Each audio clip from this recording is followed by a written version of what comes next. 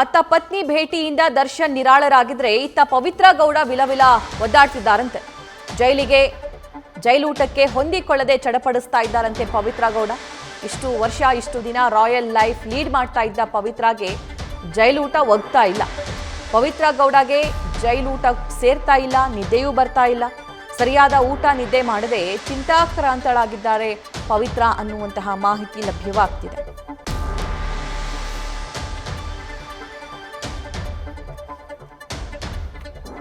ಈ ಬಗ್ಗೆ ಮತ್ತಷ್ಟು ಲೈವ್ ಡೀಟೇಲ್ಸ್ ನಮ್ಮ ಪ್ರತಿನಿಧಿ ಅಂಕಿತಾ ನೀಡ್ತಾ ಹೋಗ್ತಾರೆ. ಅಂಕಿತಾ, ದರ್ಶನ್ ದಿನಚರಿ ಆಯಿತು, ಪವಿತ್ರ ಗೌಡ ಕಥೆ ಏನು ಅಂತ?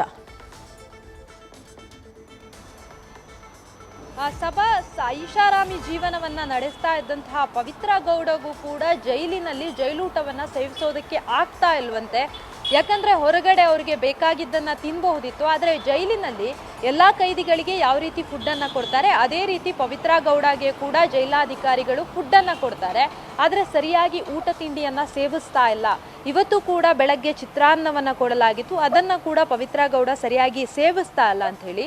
ಇನ್ನೊಂದು ಕಡೆ ಮಲ್ಗೋದಕ್ಕೆ ಸಾಮಾನ್ಯವಾಗಿ ಕೈದಿಗಳಿಗೆ ಚಾಪೆಯನ್ನ ಕೊಡ್ತಾರೆ, ಇಲ್ಲಿ ಪವಿತ್ರ ಗೌಡಗೆ ಕೂಡ ಚಾಪೆಯನ್ನೇ ಕೊಟ್ಟಿದ್ದಾರೆ, ಅಲ್ಲೂ ಕೂಡ ಮಲ್ಗೋದಕ್ಕಾಗ್ತಾ ಇಲ್ಲ. ಜೊತೆಗೆ ಆಕೆ ಇರುವಂತಹ ಕೊಠಡಿಯಲ್ಲಿರುವಂತಹ ಸಹ ಕೈದಿಗಳೇನಿದ್ದಾರೆ ಅವರ ಜೊತೆಯೂ ಕೂಡ ಪವಿತ್ರ ಗೌಡ ಬೆರೆಯುತ್ತಿಲ್ಲ, ಮಾತನಾಡ್ತಾ ಇಲ್ಲ ಅಂತ ಹೇಳಿ.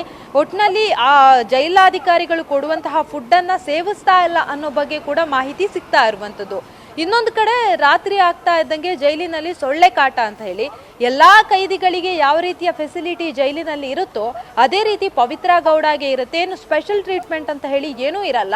ಎಲ್ಲಾ ಕೈದಿಗಳಿಗೆ ಯಾವ ರೀತಿಯ ಫುಡ್ ಅನ್ನ ಸಪ್ಲೈ ಮಾಡಲಾಗುತ್ತೆ ಅದೇ ರೀತಿ ಫುಡ್ ಅನ್ನ ಕೊಡುವಂತಹ ಕೆಲಸವನ್ನ ಮಾಡ್ತಾರೆ. ಆದ್ರೆ ಜೈಲಿನ ಊಟ ಸೆಟ್ ಆಗಲ್ಲ ಅಂತ ಹೇಳಿ ಇವರಿಗೆ ಬೇಕಾದಂತಹ ಫುಡ್ ಅನ್ನ ಜೈಲಿನಲ್ಲಿ ಕೊಡೋದಿಲ್ಲ. ಅವರ ಒಂದು ಮೆನು ಇರುತ್ತೆ, ಅಂದ್ರೆ ಈ ದಿನ ಇಂಥದ್ದೇ ಫುಡ್ ಅಂತ ಹೇಳಿ ಎಲ್ರಿಗೂ ಕೂಡ ಅದನ್ನೇ ಕೊಡ್ತಾರೆ. ಅದಕ್ಕೆ ಟೈಮಿಂಗ್ಸ್ ಕೂಡ ಇರುತ್ತೆ.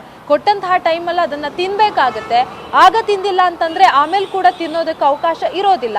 ಹಾಗಾಗಿ ಅಲ್ಲಿ ಕೊಡುವಂತಹ ಫುಡ್ ಅನ್ನ ಕೂಡ ಸರಿಯಾಗಿ ಸೇವಿಸ್ತಾ ಇಲ್ಲ ಅಂತ ಹೇಳಿ ಇವತ್ತು ಬೆಳಗ್ಗೆ ಎಲ್ಲಾ ಕೈದಿಗಳಿಗೆ ಚಿತ್ರಾನ್ನವನ್ನ ಕೊಟ್ಟಿದ್ದಾರೆ. ಅದರಂತೆ ದರ್ಶನ್ ಹಾಗೆ ಪವಿತ್ರ ಗೌಡಗೂ ಕೂಡ ಚಿತ್ರಾನ್ನವನ್ನ ಕೊಟ್ಟಿದ್ದಾರೆ. ಪವಿತ್ರ ಗೌಡ ಇವತ್ತು ಬೆಳಗ್ಗೆ ತಿಂಡಿಯನ್ನ ಕೂಡ ಸೇವಿಸಿಲ್ಲ, ಅಂದ್ರೆ ಸ್ವಲ್ಪನೇ ಸ್ವಲ್ಪ ತಿಂಡಿಯನ್ನ ಸೇವಿಸಿದ್ದಾರೆ ಅನ್ನೋದ್ರ ಬಗ್ಗೆಯೂ ಕೂಡ ಮಾಹಿತಿ ಸಿಗ್ತಾ ಇದೆ. ಸಭಾ ನ್ಯೂಸ್ ಫಸ್ಟ್ ನಿರ್ಭೀತಿಯಿಂದ ನಿಮ್ಮ ಪರವಾಗಿ.